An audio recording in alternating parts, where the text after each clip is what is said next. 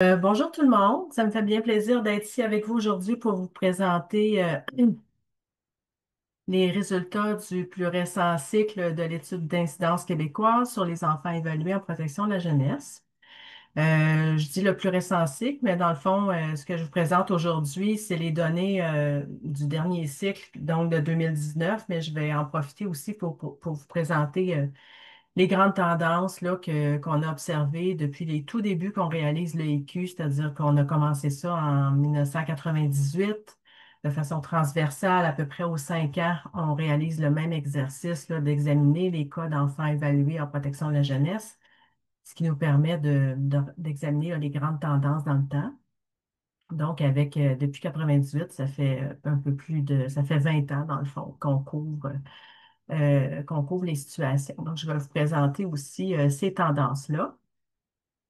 Je ne vais pas vous laisser languir plus longtemps. J'ai décidé, je me suis dit, je vais tout de suite énoncer les grands constats qui ressortent de nos 2 décennies de EIQ.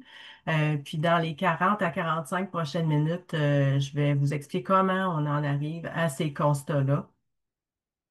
Donc, depuis 1998, les taux d'enfants évalués en protection de la jeunesse ont augmenté de façon vraiment marquée. Par contre, les taux d'enfants évalués pour qui l'évaluation a statué sur une sécurité et développement compromis ont augmenté de façon beaucoup moins rapide. Donc, pour ceux qui sont moins familiers là, avec le processus de protection de la jeunesse, après le signalement, les signalements qui sont retenus pour évaluation font l'objet vraiment d'une évaluation plus approfondie. Et le but de cette évaluation-là, c'est de déterminer si la sécurité, si les faits sont fondés d'une part et si la sécurité et le développement de l'enfant sont compromis par ces faits-là. Donc, un autre constat qu'on a aussi qui ressort des différents cycles de l'EIQ, c'est que les signalements qui sont faits par les professionnels contribuent de façon significative à la hausse des taux. Les cas signalés, évalués, qui sont fondés après évaluation, qui sont jugés comme étant confirmés, là, sont moins sévères qu'avant.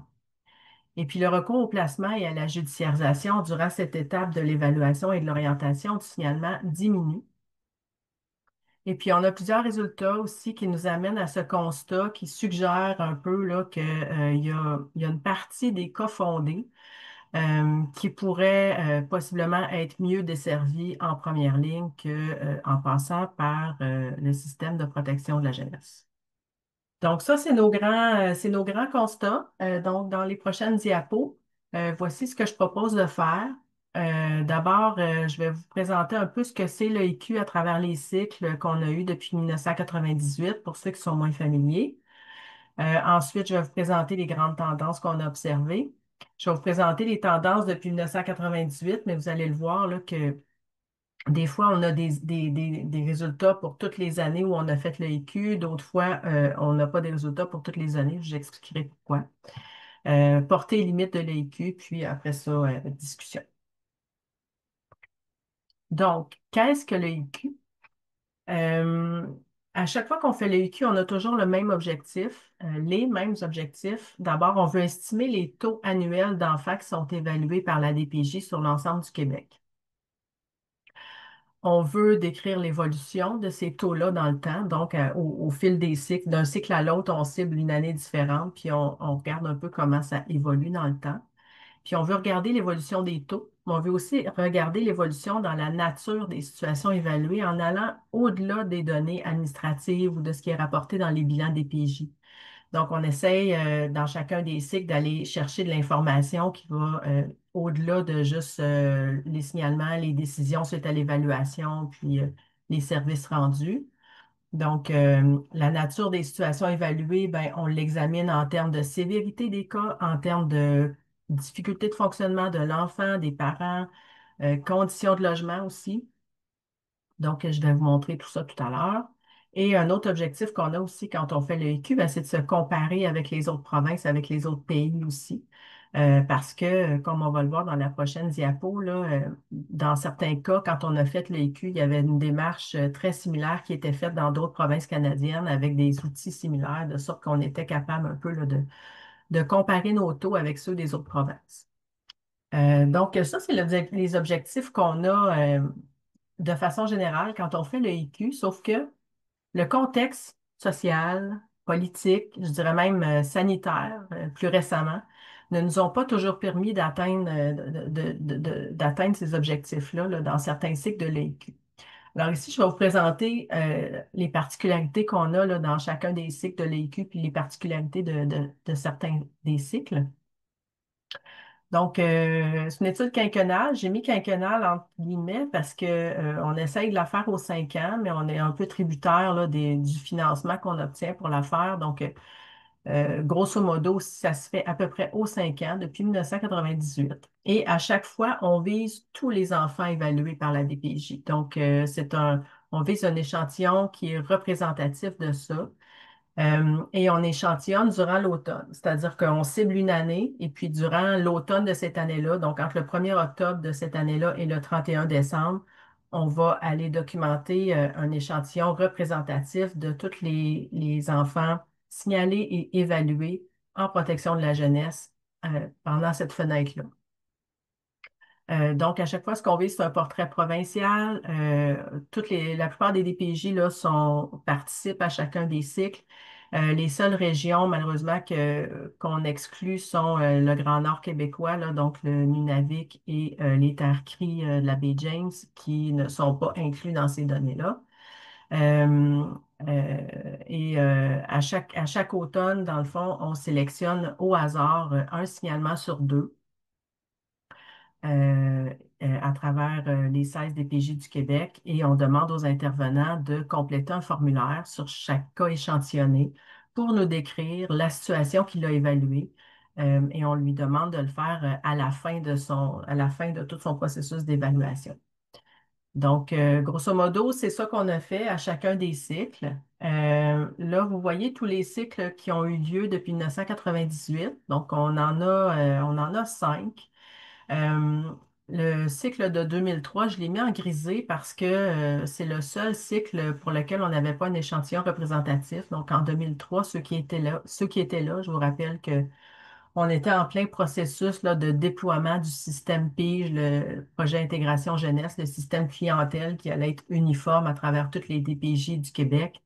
Donc, on n'était pas en mesure là, de faire une collecte de données de l'ampleur de celle de l'EIQ auprès des intervenants à ce moment-là. Donc, l'échantillon n'est pas représentatif et j'ai pas de données à vous présenter pour ce cycle-là, mais pour les 4 autres cycles, on a des données qui sont comparables là, d'un cycle à l'autre. C'est ça que je vais vous présenter tout à l'heure. La petite feuille d'érable à côté de l'année, ben, ça indique que, au même moment, avec la même méthodologie, il y a des provinces qui ont procédé à cet exercice. L'Ontario dans tous les cas, l'Alberta, Colombie-Britannique, Saskatchewan dans certains cas. Donc, ce qui nous offrait la possibilité là, de comparer nos taux à ceux de ces provinces-là. Donc, et concernant le cycle 2019, donc c'est le plus récent cycle, j'ai quelques petites particularités à vous mentionner pour ce cycle-là. D'abord, on, on a eu des petits soubresauts, si je peux dire, là, dans la réalisation de cette étude-là. Normalement, de façon traditionnelle, le IQ, on fait une collecte de données donc directement auprès des intervenants. D'un cycle à l'autre, il y a 700-800 intervenants qui contribuent. C'est un effort considérable dans chacune des DPJ.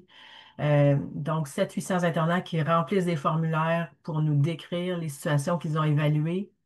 Et là, le contexte particulier à l'automne 2019, ben, je vous rappelle qu'à ce moment-là, on était en pleine commission Laurent, donc la commission spéciale sur les droits des enfants et la protection de la jeunesse, qui venait de s'amorcer là, à l'automne. Donc, c'était pas du tout, c'était un moment qui n'était pas approprié là, pour mener une collecte de données auprès des intervenants en protection de la jeunesse.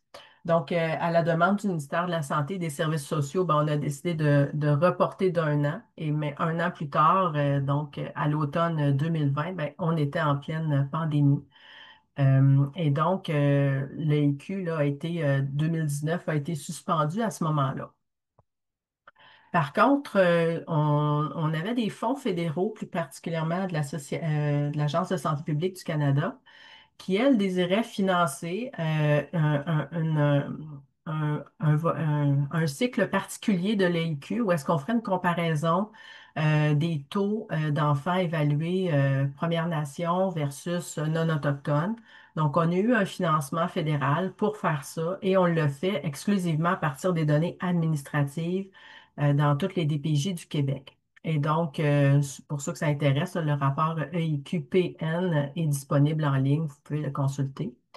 Et suite à ça, un peu plus récemment, ben là, le ministère de la Santé et des Services sociaux nous a accordé un financement pour qu'on puisse utiliser les données de l'EIQ-PN, donc les données administratives à travers toutes les DPJ pour l'année 2019, pour faire un rapport et produire des taux annuels sans distinction de-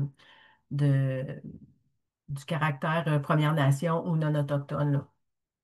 Donc, c'est ce qu'on a fait et c'est ça que, pour l'année 2019, là, c'est ça que je vous présente aujourd'hui.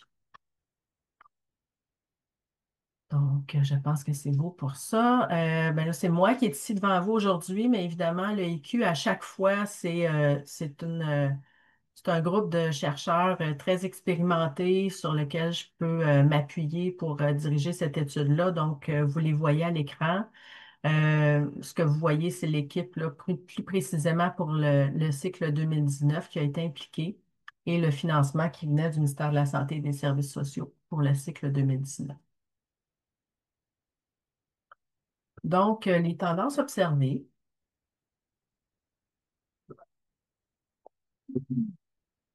Donc, ce que vous voyez à l'écran, c'est les taux d'enfants évalués dans les DPJ du Québec depuis 1998 aux différents cycles de l'AIQ, donc 1998, 2008, 2014, 2019.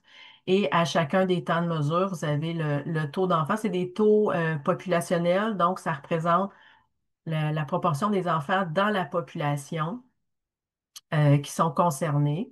Donc, la ligne bleue, c'est les enfants concernés par une évaluation en protection de la jeunesse. Donc, le taux d'enfants dans la population qui a été évalué en protection de la jeunesse en 2019, c'était 23 pour 1000.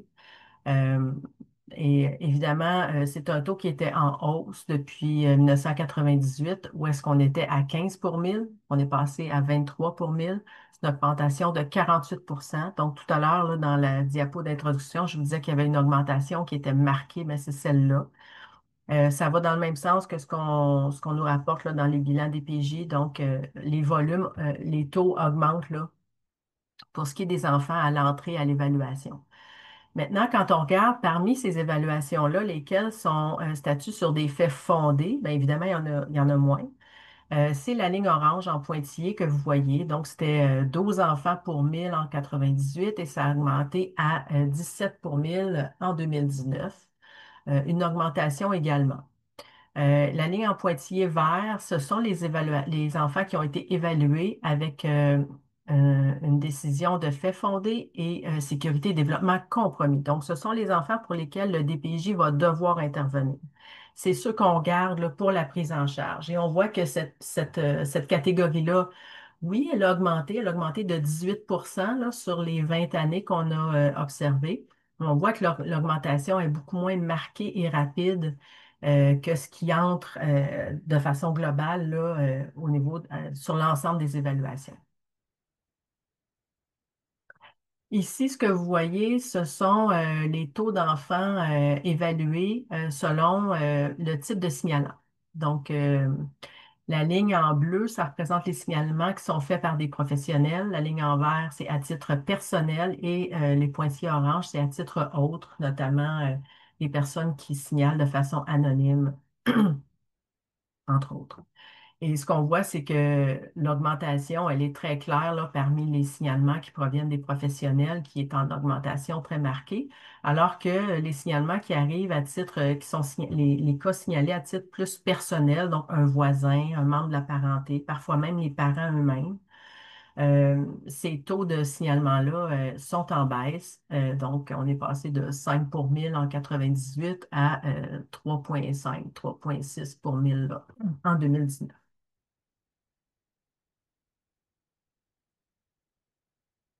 La prochaine diapo nous parle du recours au placement puis au tribunal. Ce sont des décisions qui peuvent être prises pendant l'évaluation et l'orientation des enfants. Et ces recours-là sont en baisse. Le recours au placement a diminué beaucoup, là, surtout entre 98 et 2008, puis continue de descendre depuis ce temps-là. Donc, on était à 5,5 pour 1000 en 98.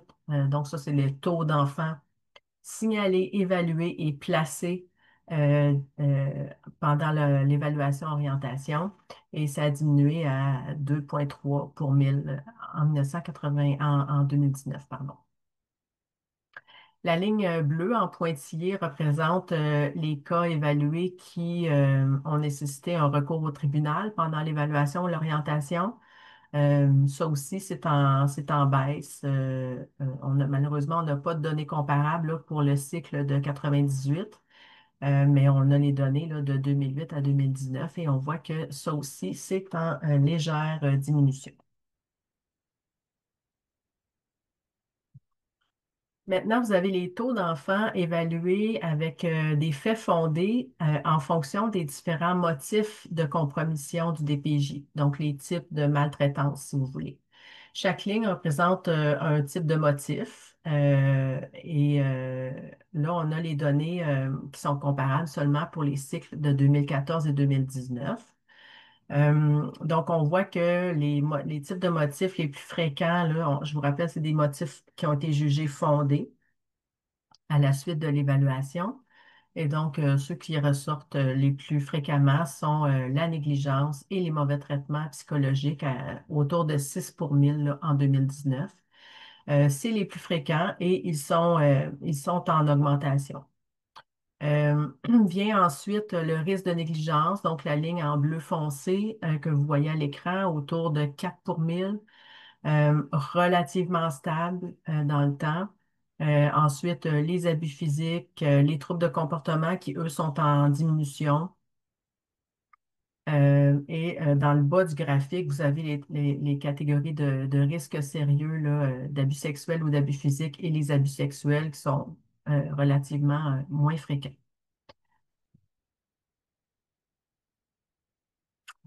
Ensuite, un résultat que je trouvais intéressant de rapporter, c'est que dans le IQ, on examine parmi les enfants qui sont signalés et évalués en protection de la jeunesse, ben, il y en a combien qui avaient déjà fait l'objet d'une évaluation antérieure par la DPJ.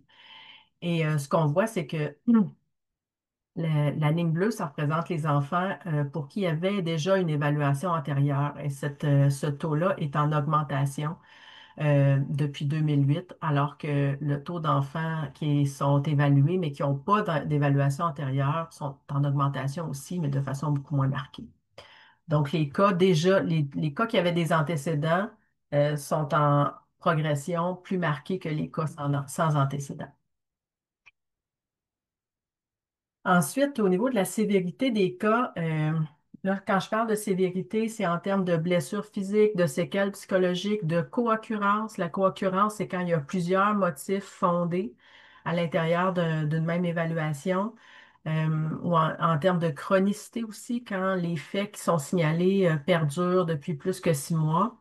Donc, c'est les 4 indices de sévérité qu'on a documentés dans le IQ. Ce que vous voyez, c'est que ces quatre indices de sévérité-là sont en baisse. Malheureusement, on n'a pas de données pour le plus récent cycle de 2019 parce qu'on avait juste les données administratives. On n'a pas fait la cueillette de données auprès des intervenants. Mais pour les 3 cycles où on avait des données, on a vu que c'était en baisse significative pour chaque pour chaque mesure de sévérité, si on peut dire, là.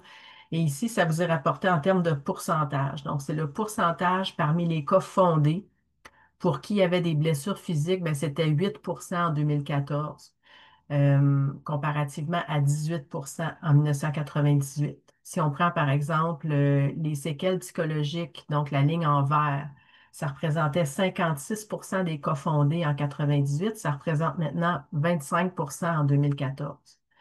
Donc, de façon générale, quand on parle de sévérité de la maltraitance, on peut dire que c'est en diminution là, sur ces trois cycles-là qu'on a pu documenter à tout le moins. Maintenant, quand on fait la collecte auprès des intervenants, on est aussi capable d'écrire les difficultés de fonctionnement qui sont notées chez l'enfant pendant l'évaluation et l'orientation.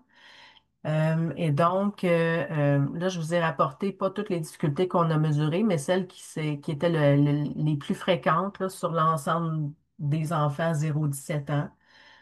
Donc, ce qu'on voit, ce qu'on voit, par exemple, la difficulté la plus fréquente, c'est les difficultés scolaires, la ligne en rose. Ça représentait 36% des cas fondés en 2008 et par contre, c'est en diminution. Ça représentait 31% des cas fondés en 2014. On voit la ligne en bleu là, qui est en forte hausse, les fameux diagnostics de TDAH. Donc, 30, ça représentait 33% des cas fondés en 2014, en forte augmentation. Les problèmes de dépression, anxiété, repli sur soi sont en augmentation, puis sont parmi les plus fréquents aussi. C'est la ligne que vous voyez en lilas. Donc, c'était 31% des cas fondés en 2014. Ça serait super intéressant d'avoir des données plus récentes pour cet aspect-là, que selon les données qu'on nous dit là, sur la santé mentale des jeunes actuellement, ça nous porte à croire que cette tendance-là a dû se poursuivre dans le temps, là, si on avait des données plus récentes. Les comportements autodestructeurs seraient en diminution sur ces deux cycles d'enquête-là. Donc, on est passé de 25% en 2008 à 13% en 2014. Donc, ça vous donne une idée là, des types de difficultés de fonctionnement qui sont les plus souvent observés par les intervenants en protection de la jeunesse et qui concernent les enfants qui ont des faits fondés à leur dossier. Maintenant, j'ai fait un petit exercice pour vous montrer un petit peu comment on peut forer ces données-là un petit peu plus pour décrire les besoins des familles qui sont connus par la DPJ. Alors, j'ai pris les enfants 0-5 ans qui avaient une évaluation sécurité et développement compromis. Donc, les cas fondés pour qui le DPJ a dû intervenir avec une prise en charge et une application de mesures. J'ai pris ces enfants-là en 2014, donc ceux qui sont rentrés là, dans notre cycle 2014, et j'ai regardé quelles étaient les difficultés de fonctionnement les plus fréquentes chez ces tout petits-là en 2014. Et ce qui ressort, c'est les problèmes d'attachement qui touchaient 19% des tout-petits, avec les tout-petits SDC, Sécurité et Développement Compromis. Ensuite, les difficultés d'apprentissage, difficultés scolaires qui représentaient 14%. Les problèmes au niveau de l'attention et de l'hyperactivité, 15%. Et les retards de développement, 29%. Donc, si on prend les deux types de difficultés les plus fréquentes, là, en commençant par l'attachement, ben, on a regardé parmi ces 19%-là d'enfants qui ont un problème d'attachement noté par l'intervenant, est-ce qu'il y a aussi des problèmes chez les figures parentales de ces enfants-là? Donc, ce que vous voyez dans le graphique de droite, ce sont les difficultés parentales les plus fréquemment observées chez les parents des enfants qui ont un problème d'attachement. Et ce qu'on voit, c'est que lorsque ces enfants-là ont un problème d'attachement, le parent aussi sont nombreux à présenter des difficultés, les plus fréquentes étant la présence de violence conjugale, le manque de soutien social et les problèmes de consommation et de santé mentale qui représentent à peu près la moitié là, des enfants de ces parents, des parents de ces enfants-là, pardon. Et puis si on regarde maintenant, on a fait la même chose, mais auprès des enfants qui avaient un retard de développement, bon, on voit que là aussi, les parents, ils sont nombreux à avoir des parents qui ont aussi des difficultés. Le manque de soutien social dans 61% des cas, euh, des problèmes de santé mentale dans 54% des cas, donc vraiment des situations où, euh, euh, où il y a des difficultés là, de diverses natures sur plusieurs membres de la famille. Ensuite, On s'est intéressé à regarder un peu ce que je vous présente là. C'est juste pour le cycle 2014 qu'on a fait l'exercice. On a examiné parmi les cas fondés, pardon, parmi les enfants évalués. Donc, tout ce qui entre à l'évaluation, on a regardé un peu le caractère urgent ou pas euh, de la situation. Et là, ce qu'on a considéré comme urgent, c'est la petite pointe en plus foncé que vous voyez. On a regroupé là-dedans les enfants, soit les enfants avec négligence fondée qui ont moins de 4 ans, soit les enfants en abus sexuels, tout âge confondu, soit les enfants en abus physiques moins de 4 ans, ou soit les enfants qui ont eu des blessures avec des soins requis, tout âge confondu. Alors, tout ce petit groupe-là représente, dans le fond, 11% des cas évalués et tout le reste, ce sont des cas qu'on peut considérer comme moins urgents. Donc, ça fait ressortir un peu là, toute l'importance des situations de grande vulnérabilité qui sont signalées, évaluées en protection de la jeunesse, mais qui ne nécessitent pas une prise en charge urgente et une menace directe à la sécurité là, imminente là, pour la sécurité de l'enfant. Donc, ça fait le tour des résultats que je voulais vous présenter. J'ai quelques diapos aussi sur lesquels là, j'aimerais faire ressortir certaines pistes d'interprétation, certaines hypothèses que nous avons, puis peut-être aussi pouvoir échanger à la fin de tout ça avec vous si vous avez d'autres hypothèses ou ce que vous en pensez. Mais une des premières choses qu'on retient, c'est l'augmentation qui est vraiment généralisée des taux, que ce soit des taux d'enfants évalués globalement, ceux qui sont évalués avec des faits fondés ou ceux qui sont évalués avec sécurité et développement compromis. Et ce, malgré les efforts de prévention et les politiques progressistes qui sont sans cesse mises de l'avant chez nous au Québec.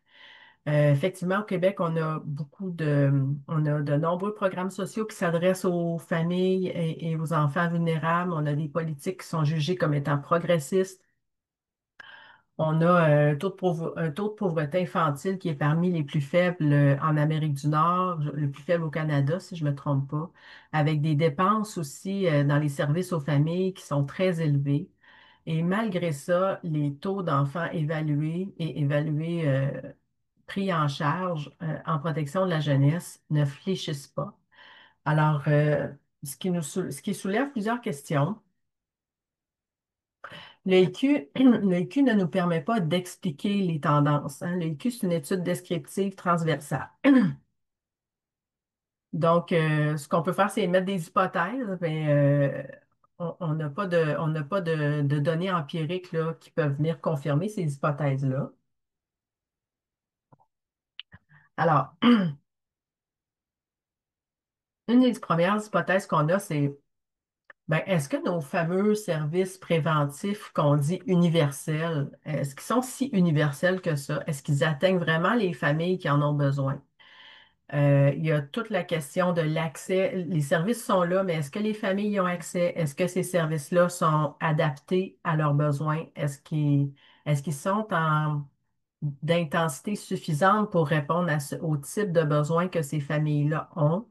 La question se pose. Une autre hypothèse qu'on peut avoir, c'est que peut-être aussi que l'exposition aux services préventifs, c'est peut-être parce qu'on a tout un réseau euh, préventif important que finalement, les familles sont plus exposées à la surveillance des services de première ligne et donc à la probabilité qu'une situation soit détectée et signalée par les professionnels du réseau de la première ligne. C'est une hypothèse qu'on ne peut pas écarter. Et ce serait quand même une bonne chose à condition que le système de protection puisse répondre à la demande, euh, ce qui est moins certain.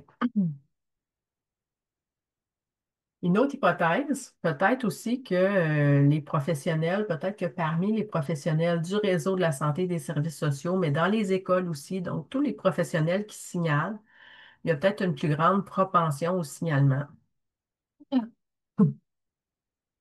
parmi ces professionnels-là, ce que nos données tendent à confirmer là, avec, si vous vous souvenez du graphique avec l'augmentation là, des taux de signalement qui sont faits par des taux d'enfants évalués dont le signalement est fait par des professionnels. Un deuxième constat qu'on fait, c'est qu'il y a une partie grandissante des cas évalués qui ne nécessitent pas de prise en charge et qui sont moins sévères. Donc, les cas évalués pour qui on a considéré que les faits étaient fondés, mais qui ne compromettaient pas la sécurité ou le développement des enfants, euh, ont augmenté beaucoup plus que les cas pour qui on considère qu'on doit intervenir.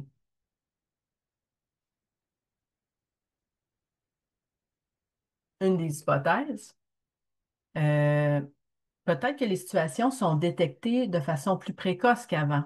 Et donc, les situations nous sont rapportées, nous sont signalées à la DPJ dans un état un peu moins détérioré qu'avant parce qu'on détecte plus rapidement la situation ou parce qu'on la signale plus rapidement. C'est une hypothèse. Peut-être que les services de première ligne n'arrivent plus à répondre aux besoins des familles comme elles le faisaient avant. Ça aussi, c'est une hypothèse qui est envisagée présentement.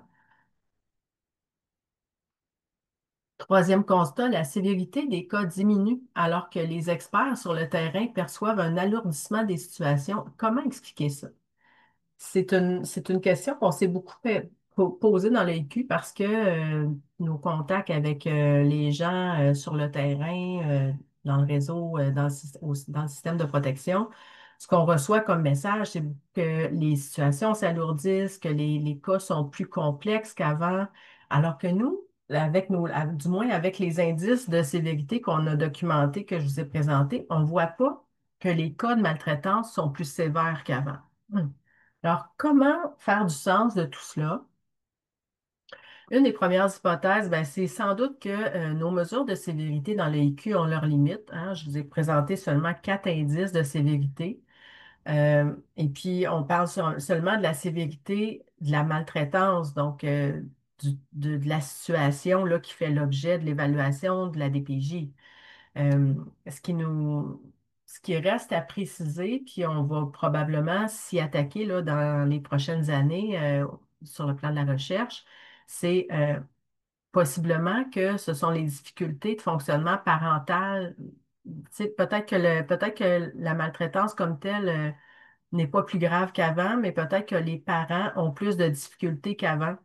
Euh, et donc, ça serait une piste à explorer dans les prochaines années. Peut-être aussi que les difficultés d'aujourd'hui sont plus structurelles, peut-être. On parle de pauvreté, d'isolement, de difficultés d'accès à des services. Euh, le système de protection n'a pas été conçu pour gérer ces problèmes-là qui sont de nature plus structurelle. Donc, ça pourrait expliquer le fait que sur le terrain, les intervenants à l'évaluation des signalements trouvent que les situations sont plus lourdes parce que euh, ce sont des difficultés qui nécessitent une intervention sur le long terme avec les familles. Donc, ce qui est plus difficile à faire dans le cadre restreint, là, puis dans l'intervention d'autorité de la DPJ. Peut-être aussi que les intervenants sont moins bien formés ou moins bien outillés qu'avant. C'est une autre hypothèse qu'on ne peut pas rejeter. Et un peu dans le même sens, peut-être que les charges de cas sont plus importantes qu'avant. On entend beaucoup parler de la pénurie de personnel dans le système de protection de la jeunesse depuis plusieurs années. Et donc, s'il y a moins de monde qu'avant, et qu'il y a et s'il y a moins d'intervenants qu'avant, mais que le volume de cas augmente, bien forcément, les charges de cas augmentent aussi. Quatrième et dernier constat, tous les résultats que je vous ai présentés aujourd'hui, dans le fond, pour nous, il soulève un enjeu majeur qui est celui de l'arrimage des services de protection avec la première ligne de service en services sociaux. Euh, la première ligne en services sociaux puis la protection de la jeunesse, ça fonctionne comme des vases communicants, de sorte que là, nous, on n'a pas fait l'exercice d'aller vraiment examiner la nature. On n'a pas, on peut pas aller voir, par exemple, jusqu'à quel point les cas évalués en protection de la jeunesse ont déjà été vus en première ligne ou non. Faire le lien entre les services reçus en première ligne et les services reçus en protection de la jeunesse pour les enfants, euh, à l'échelle québécoise, là, c'est très difficile parce que ces deux sources de données-là, ces des banques de données administratives distinctes qui sont difficiles à... Ils se communiquent pas entre elles. Donc, il n'y a pas d'identifiant commun qui nous permet de reconnaître un enfant de la DPJ dans les services de première ligne, ce qui rend l'exercice très complexe.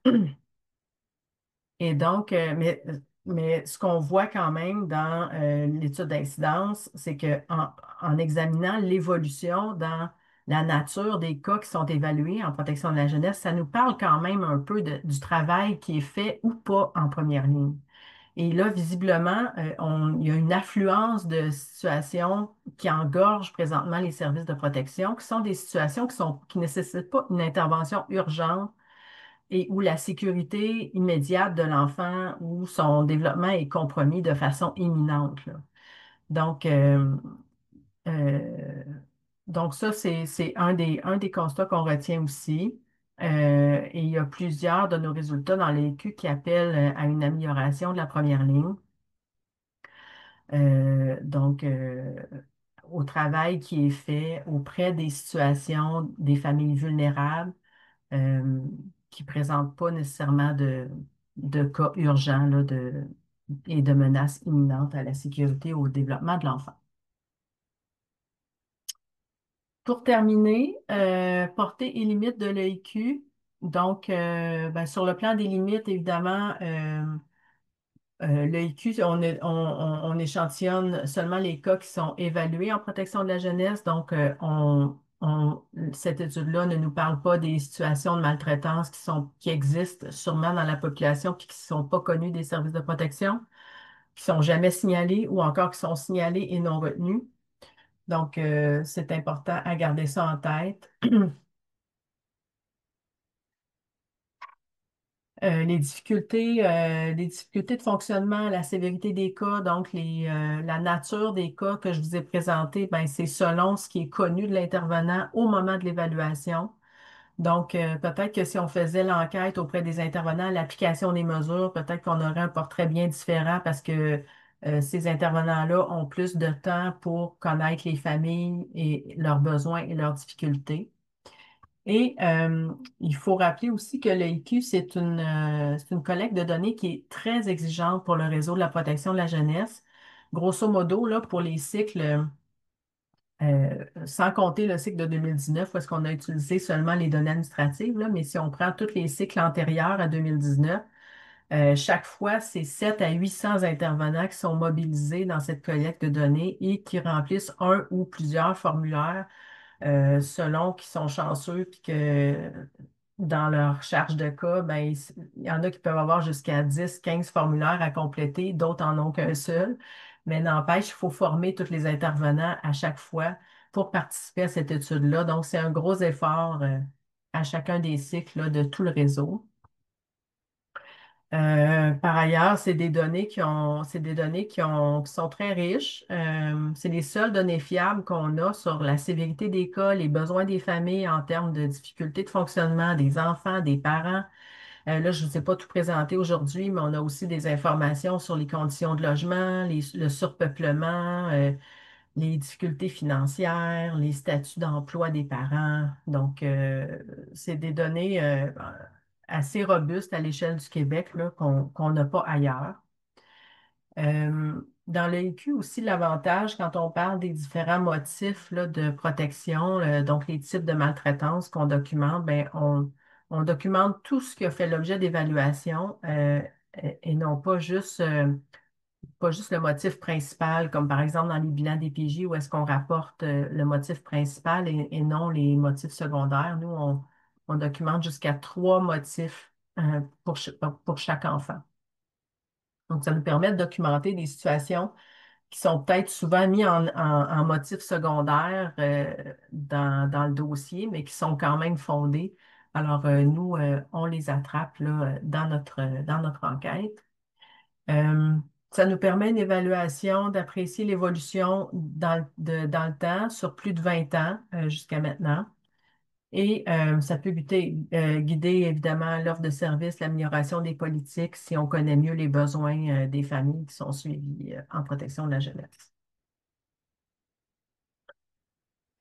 Ici, je vous ai mis peut-être que... Oups, voilà. Ici, je vous ai mis des exemples d'analyse secondaire de l'EIQ parce que ben, le rapport comme tel, c'est intéressant, mais ça reste que c'est une étude transversale et descriptive. Donc, ça ça soulève des constats, mais souvent, ça nous laisse un peu sur notre faim, si je peux dire, si on s'arrête là. Donc, ces données-là doivent être exploitées pour mettre à profit là, toute la richesse de ces données-là. Puis, je vous ai mis ici en exemple là, des analyses, des différents constats qui sont sortis de certaines analyses secondaires qui ont été faites à partir de ces données-là. Euh, Quelques exemples. Donc, on a découvert là, dans un portrait plus spécifique des 0,5 ans qu'on a fait qu'il y avait seulement 4 des tout-petits qui sont évalués en protection de la jeunesse qui ont été signalés par leur milieu de garde, alors que 28 fréquentaient le milieu de garde. Ce qui a soulevé la question de, ah oui, alors pourquoi les milieux de garde, pourquoi ces enfants-là qui fréquentent les milieux de garde n'ont pas été détectés par le milieu de garde ou signalés par le milieu de garde? On a approfondi un petit peu, on a vu que les milieux de garde semblent particulièrement sensibles aux retards de développement et aux blessures physiques, donc ce qui ressort de façon très manifeste et très évidente là, au niveau de l'enfant, mais il signale beaucoup moins les autres types de situations. Dans une autre étude qui est dirigée par notre collègue Geneviève Paquette, elle a remarqué que les enfants victimes d'abus sexuels qui présentent une déficience intellectuelle sont 6 fois plus à risque de faire des fugues répétées et d'avoir des comportements autodestructeurs comparés aux enfants victimes d'abus sexuels qui n'ont pas de déficience intellectuelle. Un autre résultat de Jacinthe Dion et ses collègues, 4 des cas fondés sont identifiés comme ayant un trouble du spectre de l'autisme et ceux-ci sont plus souvent des garçons et les problèmes de santé mentale parentaux sont 89 plus fréquents comparés aux cas qui n'ont pas de TSA. Et pour terminer, notre collègue Tonino Esposito qui a travaillé ces données-là pour examiner la réunification. Il a constaté que les facteurs qui prédisent le plus fortement les bris de réunification, donc quand on place un enfant et que après le placement, on le réunifie dans sa famille, mais qui doit être replacé par la suite, c'est ça qu'on appelle un bris de réunification. Ben, ce qui prédit le plus fortement les bris de réunification, ce sont les difficultés scolaires de l'enfant, les problèmes d'attachement et la toxicomanie parentale. Donc, c'est pour vous donner un aperçu là, de comment on peut mettre à profit ces données-là pour mieux comprendre ce que vivent les familles qu'on suit en protection de la jeunesse, puis dans le fond, mettre en place des services là, qui répondent mieux à cette clientèle-là. Je vous ai mis les références sur la diapo si vous le voulez. Puis, j'ai mis ici les liens là, si vous voulez avoir plus de détails euh, sur les différents rapports de l'EQ. Donc voilà, merci beaucoup de votre attention.